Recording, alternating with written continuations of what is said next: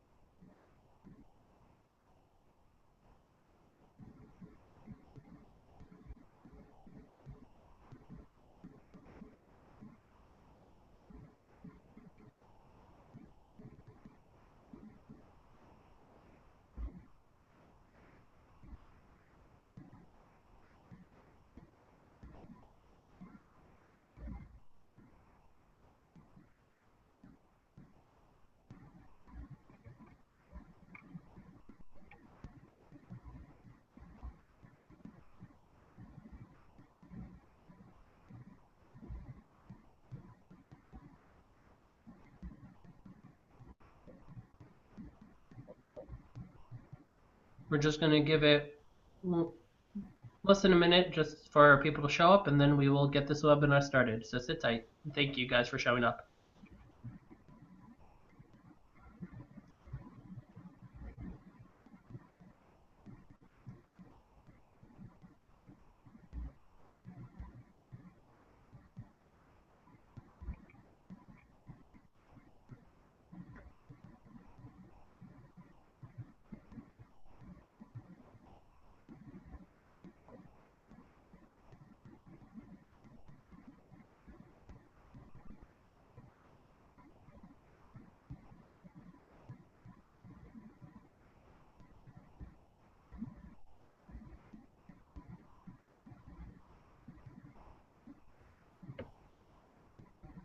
All right, everyone, we're going to get started. Again, my name is Yedidia Benavi. I'm a safety consultant and EMT with Joffe Emergency Services. With me today is Scott and Adam from Agility Recovery. And Agility Recovery is a partner with Joffe, and they focus on business continuity, and they have a huge amount of experience, and we're really lucky to have them with us today. Thank you again for showing up to our webinars. If you've been following us for the past few weeks, you might recall 2 weeks ago, Mark Meredith put on a webinar about business continuity and continuity plans. If you did not get a chance to watch that, I highly encourage you after this webinar to go take a look at that. Really good stuff, and really talked about kind of the essentials of what continuity plans are. And just a review of this, and I'm sure Adam and Scott are going to talk about this too. Continuity planning is what do we do after an emergency. A lot of the times during our webinars, during our plans, we focus on the systems leading up to a disaster or an emergency, how to react during an emergency and keep everyone in our school safe, kind of the immediate plans, the immediate reaction. A lot of times we almost forget to think about what if our school is no longer inhabitable, and those kind of long-term plans. So that's what continuity planning is. So without further ado, I'd like to introduce Scott Smith and hand it off to him. Awesome. Thank you to DJ for that great introduction. And just to give you a little bit of background, we're going to start with talking about who agility is and why we bring value to a conversation about business continuity. Then we're going to talk a little bit about what is a disaster and what that looks like. And then Adam's going to go into how to achieve better business continuity. He'll do that by talking through some of our case studies. And then we're going to turn it over to you folks for some questions and for us to provide answers to. So a little bit of background on agility. We were formed about 25 years ago as a product of General Electric. And General Electric created agility because they had a need to recover their own operating units. They wanted to do it near the location where those units did daily business. And so they developed our infrastructure and our culture to give them the capability to successfully respond to any event anywhere. And we have validated that model by recovering well over 1,000 locations in the last 25 years. And we've never failed in a recovery. And that includes all the big events that you've heard about: Superstorm Sandy, Katrina, the big tornadoes that went through Joplin and Tuscaloosa a number of years ago. But you'll see in the next slide that our most common events are going to be those isolated events, just a really bad day for some organization. Our model, we charge a low monthly membership fee, and then we pass through our direct out-of-pocket expenses only at the time of recovery, so we never profit from a recovery, and it gives our members the ability to have confidence in the information that we're giving them because they know it's not profit-driven. We're trying to get them up and operational. So what do we deliver? We deliver office space. It can come in the form of a mobile unit, which is Class A office space, or we have brick and mortar relationships in place that allow us to take down vacant retail and commercial space on short-term licensing agreements. And really just because a brick and mortar recovery can be easier for everybody sometimes, although by far our most common recovery is mobile. We provide power for the space, not just the generator, but the diesel, the maintenance. A lot of times we're providing the engineer to help wire it into the building. Your communications, so the physical internet and phone connection.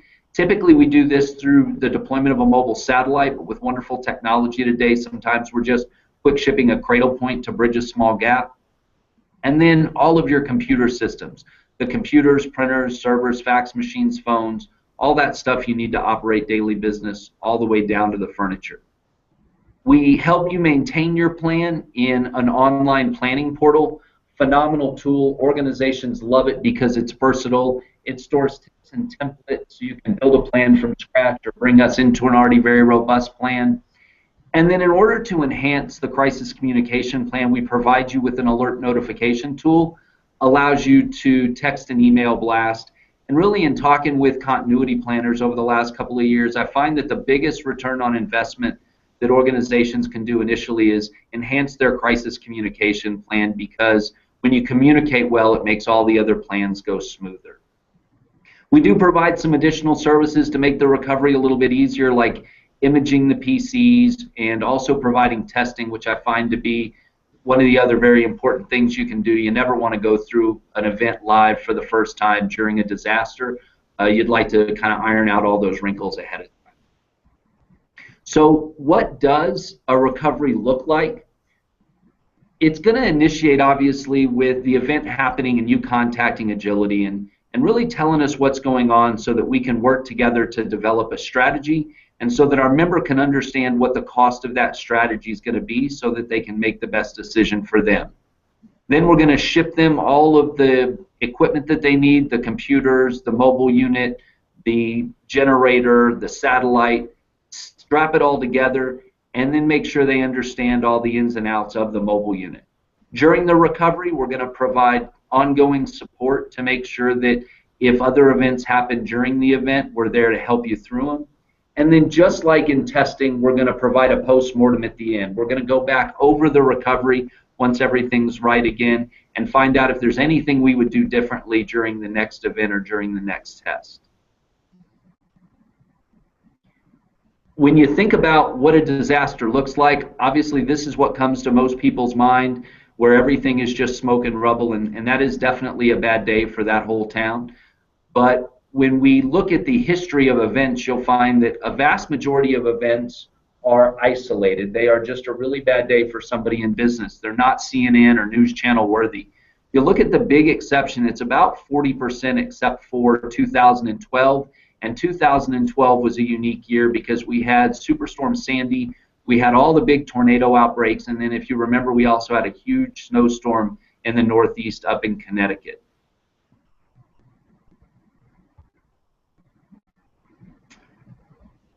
And so why is business continuity important for schools? Really because it provides you with alternatives to be able to get kind of the back office operations of the school back up and running so that you can be reaching out to all those important family members and employees to let them know what's going on and prevent the financial loss. And with that, I'm going to turn it over to Adam, because Adam has held, geez, about every position you can have in member services. Over here, he is our go-to guy, and when it comes to preparing for and recovering from disasters, I don't know that there's anybody that's been through as much as Adam has. So with that, I'll turn it over to Mr. Quilty.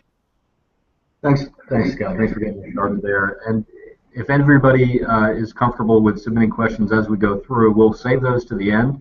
But you can feel free to ask any questions about the solution that Agility provides to our customers and how you become a member, as well as some of the content that we're going to be sharing over the next few slides around how to develop or improve your business continuity plans. So Yaditya gave us a little bit of an overview here, but just to reiterate, what's the difference? What are these different components? We talk a lot about emergency management, and obviously that's really Joffe's particular area of expertise, and that's focused on the procedures and the steps that are done right in the midst of and immediately following a crisis or a disaster of some sort.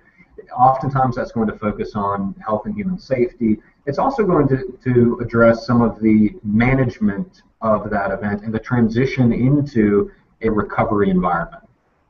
Disaster recovery is often used as a catch-all term, and it can be for a layperson, but when we try to get a little bit more technical and specific with our language, disaster recovery is really speaking to the IT systems and restoring your data to servers and computers. Whereas business continuity, like it sounds, is really focused on restoring and continuing your critical business operations, the other things that are needed in order to make your school continue to function. We'll talk a little bit more about identifying those critical business functions, but just picture in your head that we're talking here about not just classroom instruction, but also the administrative functions, and then down the line, as you prioritize, you may be looking at restoring after-school functions as well. So the high-level steps that we want to talk through for developing a business continuity plan are to establish a steering committee to actually not just write, but then maintain that plan. Performing a risk analysis so that you all have some common language around what are the threats that we're expecting or that we're speaking to. Then you can conduct a business impact analysis, which you can often have somebody assisting from a consultative perspective outside, but what you're trying to understand is if this threat becomes reality, then what does that really mean for our business? That's going to help you to understand how quickly do we need to restore particular functions, and from that you can extrapolate a recovery time objective. That recovery time objective is going to help you to identify how long can we wait in the midst of a crisis before we really pull the trigger and start our true business continuity program in motion. We'll talk a little bit about how to begin developing recovery strategies and then developing an actual written plan. And then just as important as that initial plan is how you then test, exercise, and maintain that plan over time. Because it really does need to be an ongoing program and not just a one-time project.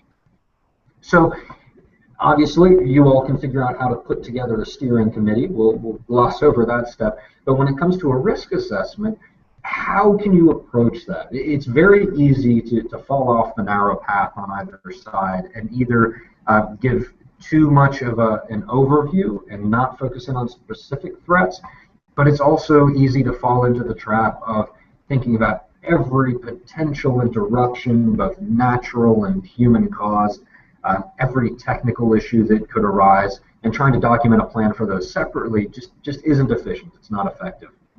So let's start from a relatively high level of what if the school itself is unavailable. That could be for any reason. It could be for any number of different causes, but you're not able to get onto the campus or into a specific building. Another approach might be loss of property within the building itself due to fire or due to theft. Perhaps those are computer equipment or labs.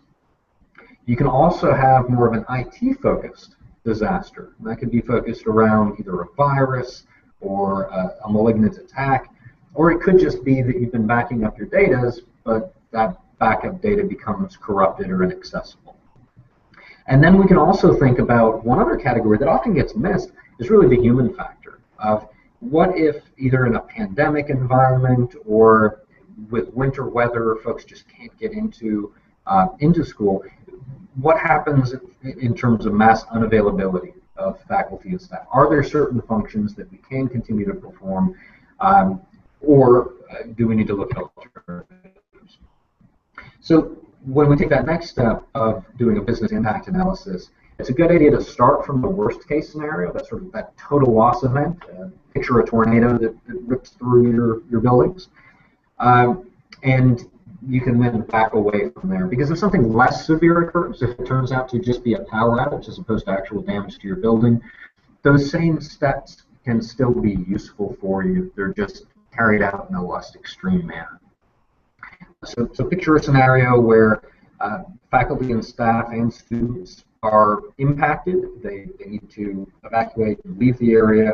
Buildings and workspace are inaccessible for some period of time, potentially days. Essential services are impacted. Your utility providers are not up and running in a business as usual fashion. You can't communicate. There may be critical paper records or even electronic records that are inaccessible for some period of time. And let's pick the worst time of year. Let's say that classes are in session. This isn't happening during a break. So then begin to think through, department by department, what are the impacts to your business? And you'll begin to identify what are those critical functions that we really can't stand to be without, that we do have a low tolerance for downtime. A few key questions that you can think about from an operational perspective are, again, from a high level, what are your most critical functions and also systems? So not just business functions that individuals may be performing, but the IT systems that they rely upon. And then what are the upstream and downstream or inflow and outflow impacts? So if that function fails, what else does it impact? If you think about a common example would be your mail room, probably not one of the most critical functions in terms of processing inbound mail if that goes down for a day or two, but if that also impacts your payroll, if that goes out from the same function, or if you have inbound requests and applications that are coming in that are of a time-sensitive nature, that does become a challenge for you. So thinking about those impacts. What technologies and also what key people do those critical functions then depend upon? What are you assuming is going to be up and running?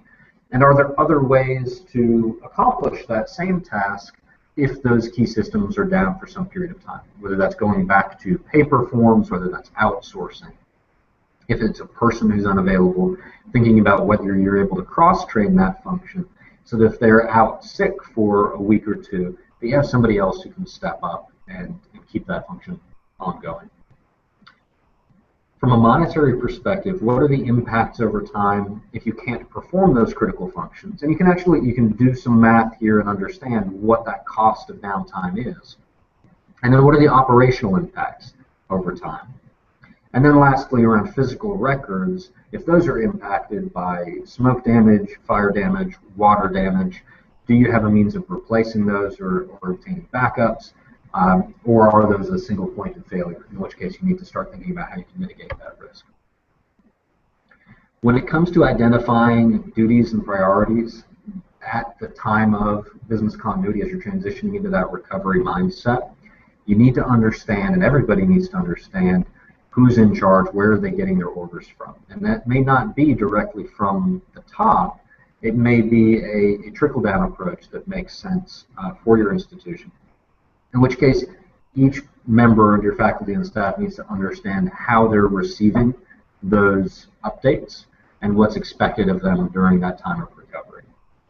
So clearly identify the members of the business continuity team, assign those roles and responsibilities, and then from a training perspective, we're going to want to make sure that you remind folks on an ongoing basis, at least annually, of what to expect and what their roles are at time of disaster. The most critical thing that I see and that agility has seen overall in a recovery situation would be communication. It's one thing to lay out each and every step of the way how you're going to handle a specific risk or threat, but to truly be flexible and to respond to an event, you need to be able to make decisions on the fly and based on the best information available at that time. And that's going to require a means of communication. So relying not just on a primary phone number, but having alternate phone numbers, having personal email addresses on file, having an understanding of carrier information, so that if you're trying to send text messages to somebody, but you know that Sprint has towers down after this event, for example, that you find alternate means of contacting and approaching those individuals. So a couple of other tips around those proper communications would really be to write this down, create a crisis communications plan, thinking not just from a PR perspective and an external outreach, but really from an internal communication approach and having those different means of reaching key individuals. Keep those lists updated on an ongoing basis, send out test messages on a regular basis, quarterly if possible, annually if not, to validate that you are able to get in touch with key personnel when you need to most. You can always leverage your website as long as you're able to access it remotely. That's a key feature to take away. And then social media just continues to become more and more prevalent in our society and is a nice way to communicate at time of disaster, as long as you keep in mind that it is very much a broadcast approach. You may be intending these messages on your Facebook page or on Twitter for faculty and staff, but keep in mind that those are now in the public domain and that any members of your community may be picking up on those communications. And if taken out of context, it can create challenges for you. So be aware of the tone and the information that you're sharing in any social media communications. And then the last point, coming back to when you do that public outreach, when you're reaching out to the media, have a spokesperson and a backup person who are assigned, who can give comment and can state what steps you're taking to recover and to mitigate the downtime. There is a link at the bottom of the page that you can feel free to jot down. You do need to enter the HTTP portion of that link, and it is case sensitive, but that will guide you to a crisis communications checklist that you can download for free that can give you some additional concrete tips and help you keep track of your progress. I also want to say that that link is now in the chat. You should be able to see that on your right-hand side. That link does appear to work. Also want to remind you, if you have any questions while we're going through this, please put them in the chat and we will answer them either as we go or at the end. Sorry for the interruption, Adam. Go ahead. No, not at all. Thank you for your comments. So I was just going to say a few other tips around communications, making sure that you're tracking the contact information for all critical stakeholders, not focusing solely on faculty and staff, but taking into account any trustees, board members, students and their families, as well as the emergency services and government services, because you will need to have two-way communications, particularly in the case of a regional event as opposed to an isolated event. And then, once again, having multiple different means of getting in touch with any party. So what I'd like to do next is kind of transition into some concrete lessons learned from Agility's 25 plus years of experience and some actual examples. We're going to start out with some general examples that apply either on a regional basis or across industries, but I am going to share some some examples of school recoveries as well, and some of the lessons that we can take from those. So everybody may remember, I believe it was 2 years ago now, the city of Atlanta was paralyzed when everybody was evacuated at once during an ice storm. There was a lot of waiting to see what was going to happen with the weather, waiting to see if individual businesses were going to release employees early or wait until the end of the day. And what ended up happening is at the last minute, once the roads were already icy and in poor condition, the evacuation order was given and everybody was advised to go home. So now all of a sudden you have thousands of people, including school buses, that are out on icy roads, unsafe conditions, and traffic in Atlanta is horrible at the best of times. But when you add in icy conditions and traffic accidents, it just becomes life-threatening, especially with the low temperatures. So the lesson that we can take from this is to be more proactive as opposed to reactive. Identify in advance as part of your emergency response strategy what those time frames are for when you're going to pull the trigger and begin communicating to faculty and staff that it's time to begin clearing out. Don't ignore those initial warnings that are coming out, but do stay up to date with your weather radio and follow that preconceived strategy. That can really lead not just to convenience for faculty and staff, but it can also actually save lives, and can really be seen in a positive light in your community as well, that you take that leadership role, that you are not waiting in a reactive manner to see what's going to happen next. This can apply not just for evacuation in the event of weather events or fire and the like, but it can apply to other steps taken in a business continuity and emergency response plan as well. Predefine what your trigger points are going to be, and then communicate internally so that you can make that decision in an appropriate time frame as opposed to waiting.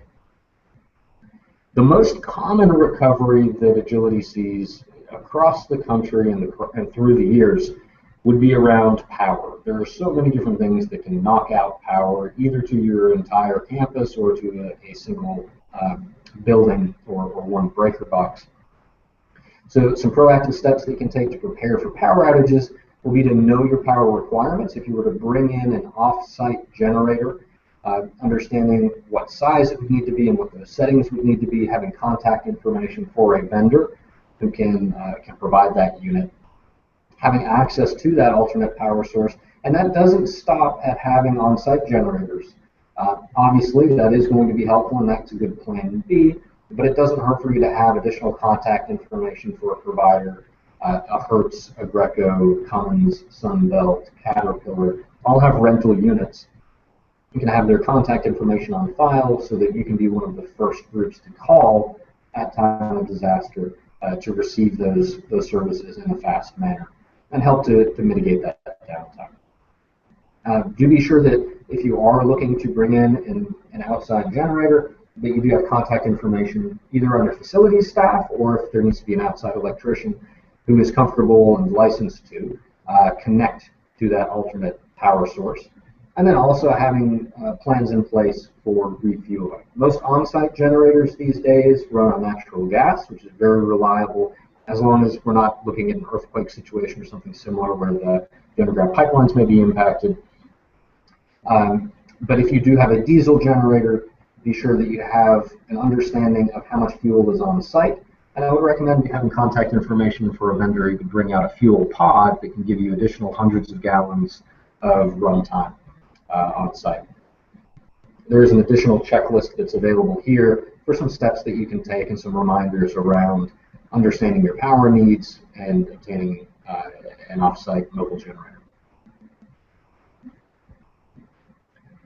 In terms of the length of your recovery and taking those proactive steps, it's important that we be realistic with ourselves in understanding what that downtime is going to look like, and then how long it's going to take for you to get back to a state of normalcy. So do plan to not only test and exercise your evacuation plans on a regular basis, but also your business continuity plan.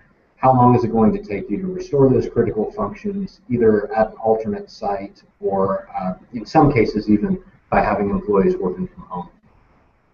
Ensure that you're taking a look at your supply chain's preparedness too. This supply chain meaning any vendor who you rely upon for one or more critical functions. Ask whether they have a business continuity plan and when was the last time they tested that as an initial step. And then for those unique vendors who you do not have a backup plan for, consider involving them in your annual test exercises so that you can work together to understand how you perform in a true crisis situation. Be sure to talk with your insurance provider, not just about your lost revenue or business interruption coverage, but also about extra expense coverage, which covers the costs for actually restoring and getting back up and running. So purchasing replacement equipment or renting a generator, repairing equipment, things along those lines. And then understand that the estimates that are provided from your utility provider, from first responders, remediation services who may be helping with cleanup of your facilities, drying out water or smoke damage, those sorts of things, as well as document recovery services. You can assume, just as with any construction project, that those are going to take longer than the initial estimates. In my 10 years here at Agility, I cannot think of a single time that the initial estimates were longer than the actual recovery time frame. But many situations where 5 to 10 times the length of time was needed before a customer was able to get back into their primary space. It's not malicious, it's not misleading on the part of the vendor or the utility provider. It's simply that additional complications can arise, and they're working with partial information when they provide those initial estimates. One case study that we can point to here is a large manufacturer that's a customer of Agility. As they were, over a weekend, sending everybody home, a group of thieves actually came in, cut their power, and dug up the wire so that they could steal and then recycle for money that copper wire.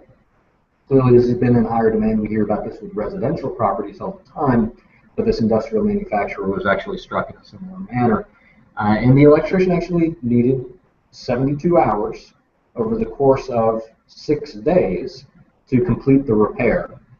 There were additional steps that needed to be taken because we are talking not just about above ground, but also below ground damage. So Agility was able to provide a bridge, an interim solution, the temporary generator, the cabling, the refueling, and the maintenance that were needed to power this 37,000 square foot facility so that they were able to continue normal operations over the course of that week while the repairs were taking place. Another example that unfortunately can happen anywhere, you can see these pictures. This is actually a credit union that was impacted by a burst. Actually, it wasn't literally a pipe, but rather a fitting in their plumbing on the second floor that dumped water over the weekend and flooded down into the first floor. You can see boxes of documents that are on the floor and soaking wet and ruined.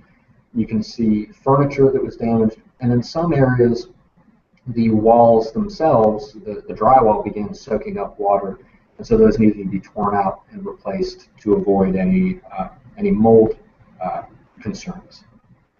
You can see how the electrical system was impacted as the water came through the lighting as well. It was a $2 fixture, a plastic nut that broke, but it caused thousands of dollars worth of direct damage to property and could have caused tens of thousands of dollars more of losses based on business interruption had this organization not had a plan in place to restore operations quickly. Agility was able to get them set up with a temporary office space for their administrative folks who were impacted by this disaster. We recovered them in their parking lot in a mobile office that was populated with replacement computer equipment and connectivity, even temporary restrooms, and those 18 employees who were impacted worked out of that space. The initial estimates for draining out the water and cleaning everything up was 4 days. It ended up taking 4 months while those remediation efforts took place, because again, the drywall remediation in particular and mold remediation do just blow out those timeframes and those costs extraordinarily. So we can see some pictures here of the temporary space that was set up in their parking lot where those 18 employees were able to work during that interim period. An example of that power outage that I was mentioning is our most common type of situation. This was actually a hospital, a 250-bed hospital near Chicago that was impacted.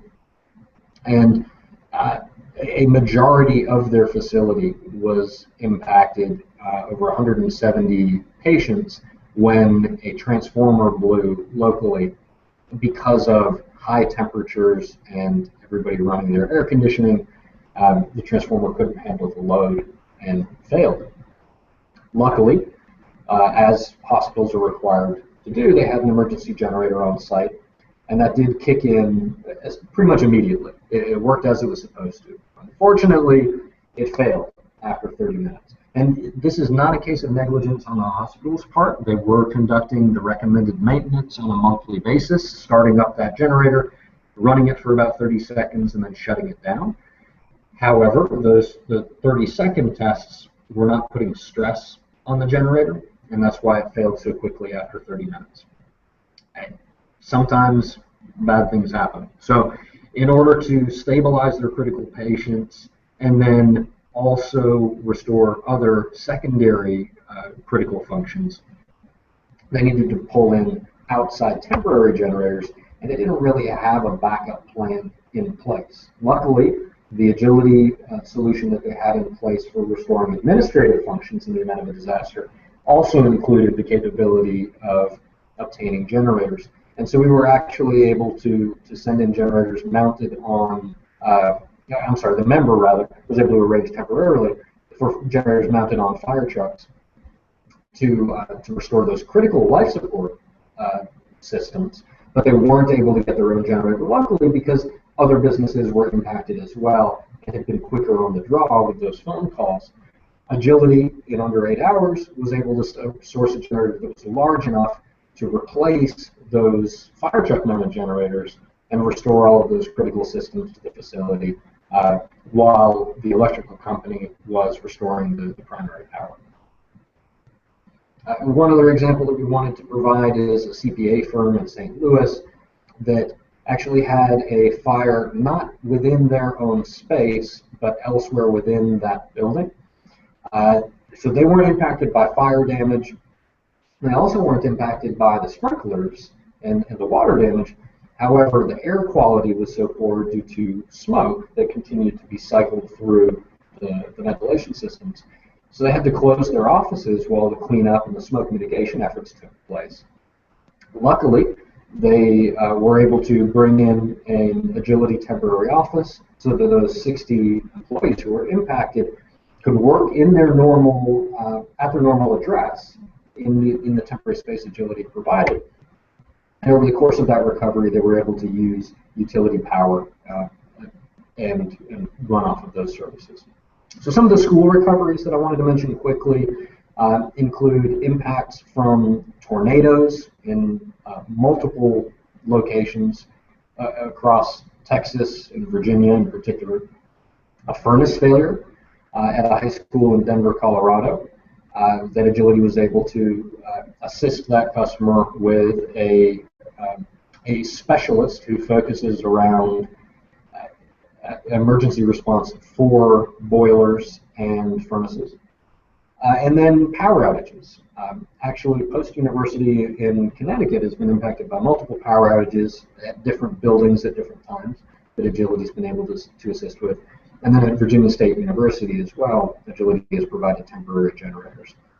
You can see just from some of the pictures the physical damage that can take place in the case of the tornadoes, but you can also imagine what the impact to the schools is, even just from something as simple as a power outage that's expected to last for 8 hours, and then oftentimes takes twice that long to actually get restored.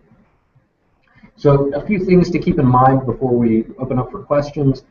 Disasters do actually happen, and they actually happen across our country. We can not afford to be complacent and think that disasters only occur during hurricane season and only in hurricane-prone areas. We have winter weather to contend with. In spring, we have spring flooding to contend with. And throughout the year, those power failures, fires, and plumbing failures can occur in any building. So take the risk seriously. Ensure that you have not only an emergency management plan, but also that IT disaster recovery plan and business continuity strategies in place, because through that three-pronged approach, you will actually be prepared and capable to stand back up those critical operations. There's always going to be something else that seems like a higher priority until the day after the disaster. So try to carve out some time to make this a focus. Either begin pulling together a team and writing a business continuity plan if you don't feel that you have a satisfactory plan in place, or if you do, then ensure that you take those maintenance steps seriously, and that you think of some creative ways to run test exercises as well, so that you're discovering new things over time and improving your plan and improving your resilience as a result.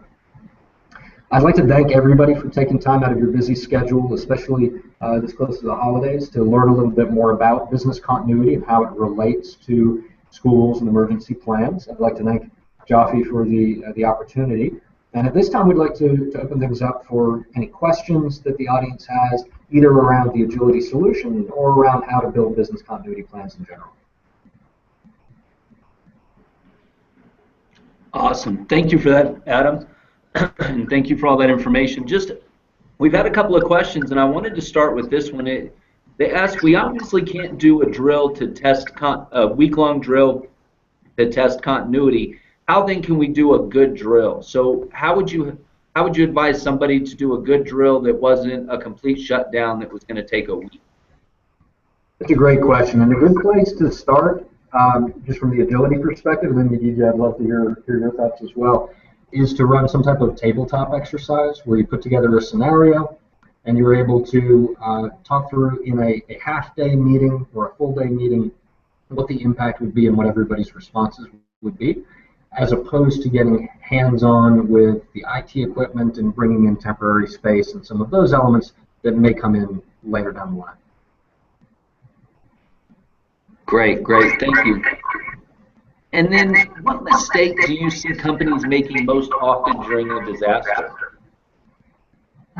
Honestly, it's a bit of a tongue-in-cheek answer, but the biggest mistake that I tend to see is a failure to plan before the disaster. A sense of complacency that, well, because we have our IT data backed up or because we've practiced our evacuation plans, that we'll be able to recover.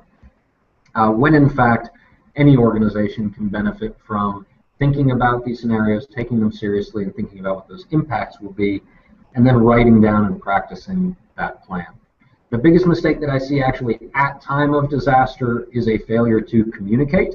I'm reminded of one public entity, a small town, I believe in Oklahoma, who was impacted by some ice storms last year, and they lost power at a couple city buildings.